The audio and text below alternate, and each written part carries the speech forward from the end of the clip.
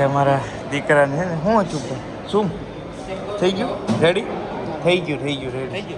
જય માતાજી, રામ રામ બધાને. નવા વિડીયોમાં સ્વાગત છે. વ્લોગ ચાલુ કર્યો છે, કેટલા વાગ્યા છે?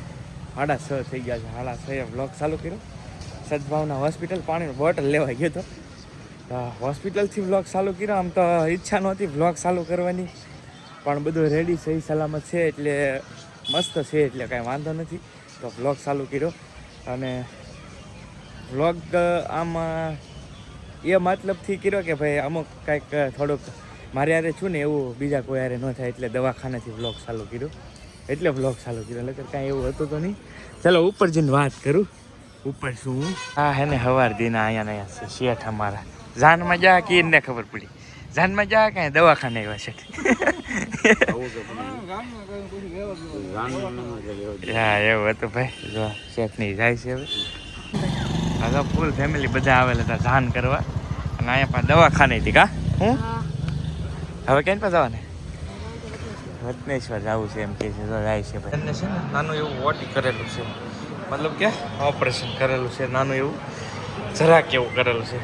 ફોન તો દેવા નહોતો પણ હુવા દેવાની ના પાડી છે, એટલે ઘડીક દેવા પડશે. પરાણે ક્યારની ઓલી કરે છે, બગાહા ખાય છે. કારની બગાહા ખાય. ઊંઘ આવે ને દીકો થઈ ગયું હવે? દુખે હવે? રામ જો બગાહા કેવા દુખે. ક્યાં શું કર્યું તને?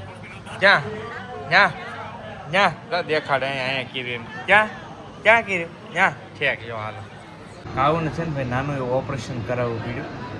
આમ તો ઓપરેશન તો ન કહેવાય, કટ કહેવાય, પણ આમ ઓપરેશન ને આમ કટ બે બધું. પણ હું કામ કરાવવું પડ્યું એનું મેન રીઝન એવું હતું કે મેં 8 દિવસ પહેલાં એક ઇન્જેક્શન દેવડાવ્યું હતું કાવ્યાનું. તો કે આ વ્લોગ હું બનાવવાનો નહોતો. આજમાં ઘણા બધા આજ આવ્યા. અશોકભાઈની સવારદીના આવ્યા હતા, ભાઈ મનીષભાઈને ભદ્રેશભાઈની બધા પણ આવ્યા હતા અહીંયા. હું સવારદીનો અહીંયા હોસ્પિટલે છું. વ્લોગ 6:30 આનું કાવ્યનું બધું પૂરું થયું ને પછી મેં શરૂ કર્યો. તો મને થયું કે ચાલો ને આ વ્લોગથી કંઈક કોકને શીખવા મળશે, કેમ કે નાના છોકરાને ઇન્જેક્શન ન દેવડાવાય એમ ટૂંકમાં.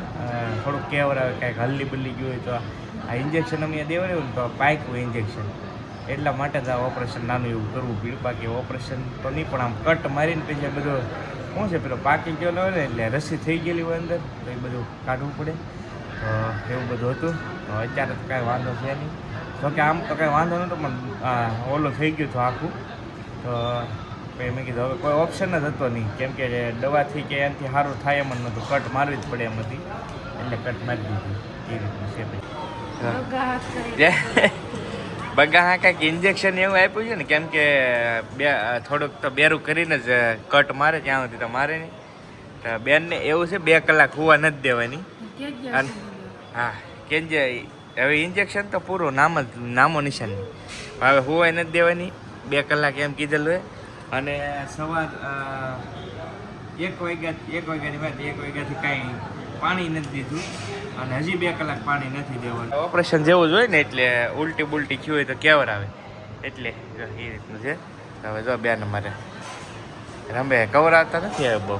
કાં બેટા સારું થઈ ગયું ને? હવે શું હજી છે ને આ કવરા છે, પણ કદાચ મને આમ છે હજી આ બેરું હોય ને એટલે ઓલું થાય. તો બેરું મટશે ને એટલે પછી કવરાય છે. આ છે ને અમારો વોર્ડ છે, કોઈ છે જ નહીં અત્યારે. વોર્ડિયું છે અહીંયા એટલે વાંધો નહીં. અને આમ તો વિડીયો બનાવીને મજા ન આવે, પણ મેં કીધું ચાલો કે મેસેજ વિડીયો છે સરસ મજાનો. અને કાવ્યાને બહુ મસ્ત તબિયત હતી ને, એવું બધું કાંઈ હતું નહીં, એટલે મેં કીધું ચાલો કંઈક મેસેજને ખબર પડે કે ભાઈ ઇન્જેક્શન દેવડાવતી વખતે ધ્યાન રાખવું જોઈએ. ઘણું બધું આમાં શું છોકરા હલી જાય ને એટલે પૂરું ભાઈ. અને બધું મેન્ટર કરતું હોય થોડું ઘણું. તો કે આમ ફર્સ્ટ ટાઈમ ઇન્જેક્શન દેવડાવ્યું એવું નથી. ઇન્જેક્શન 4-5 વખત દેવડાવ્યા થાય હતી કમરે, પણ આ વખતે જ એવું થયું. હવે શું થયું એ નથી ખબર, પણ આપણે કોઈનું ટૂંકમાં ઓલું નથી. પણ હકીકત ઇન્જેક્શન દેવડાવતી વખતે ધ્યાન રાખવું. તો કે ભલે છોકરું બીમાર હોય ને તો 2-3 દિવસ દવા ધીરે ધીરે રિકવરી આવે, તાત્કાલિક તો આવે નહીં. એટલે તાત્કાલિક ઇન્જેક્શન દેવડાવવાની ટ્રાય નહીં કરવાની. એટલે નાના છોકરાની વાત છે, મોટાને તો આપણે વાલે.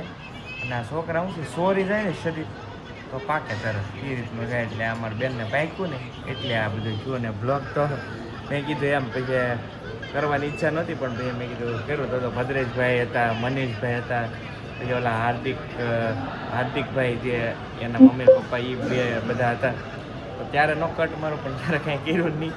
કેમ કે આમ ઈચ્છા ન હોય ને અંદરથી આપણને થતું હોય ને તો વાંધો ન આવે, છોકરાને થાય ને એ બહુ અઘરી વસ્તુ છે. આપણે તો પોતે જ થતું હોય તો વાંધો ન આવે, છોકરાનું બહુ કેવર આવે એ રીતે છે. પણ અત્યારે તો બહુ રેડી છે કાવ્યા.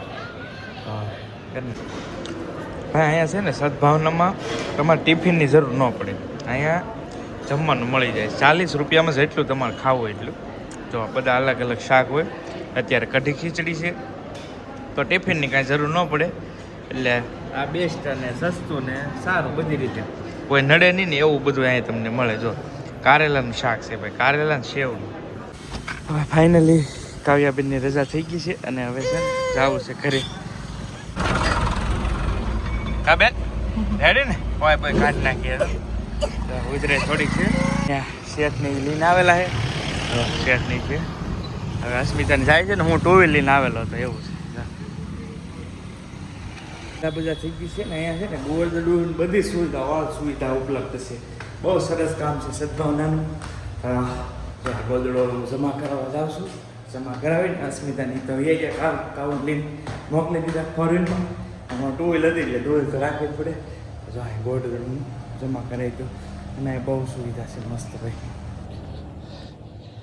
જો આ છે ને આખી ઓફિસ જ છે અહીંયા જમા. અહીંયા ટૂંકમાં ગોદડા આપણે સાંજે સાથે દર્દી આવેલો હોય ને તો એના માટે મળે એ રીતની છે.